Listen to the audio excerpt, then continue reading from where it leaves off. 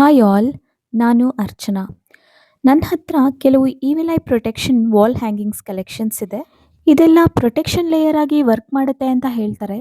But ಅದೆಷ್ಟರ ಮಟ್ಟಿಗೆ work ಆಗುತ್ತೆ ಅಂತ ನನಗಷ್ಟು ಐಡಿಯಾ ಇಲ್ಲ. ಬಟ್ ನಾನು ಕಲೆಕ್ಟ್ ಮಾಡಿರೋ ಉದ್ದೇಶ ತುಂಬ ಆರ್ಟಿಸ್ಟಿಕ್ ಆಗಿದೆ ಅಂತ ಹೇಳಿ and of course for positive vibes. ಆದರೆ ನಮ್ಮ ಥಾಟ್ ಪ್ಯಾಟರ್ನ್ಸ್, ಆಲೋಚನಾ ವಿಧಾನಗಳಿಂದ ನಮ್ಮ ಮನೆಯ ಹಾಗೂ ಮನೆಯವರ ಪ್ರೊಟೆಕ್ಷನ್ ಲೇಯರ್ ಡೆಫಿನೆಟ್ ಆಗಿ ಫಾರ್ಮ್ ಆಗುತ್ತೆ. ನಾವು ಸಿಂಪಲ್ ಆಗಿ ಸಾಲ್ವ್ ಆಗುವಂತಹ ಎಷ್ಟೋ ವಿಷಯಗಳನ್ನು ತುಂಬ ಯೋಚನೆ ಮಾಡಿ ಅದರಲ್ಲೇ ನಮ್ಮನ್ನು ನಾವೇ ಕಟ್ ಹಾಕೋಬಿಡ್ತೀವಿ. ಈ ಥರ ಎಕ್ಸ್ಪೀರಿಯನ್ಸ್ ನಮ್ಮೆಲ್ಲರ ಲೈಫಲ್ಲಿ ಒಂದಲ್ಲ ಒಂದು ಸತಿ ಆಗೇ ಆಗಿರುತ್ತೆ ಅಲ್ವಾ?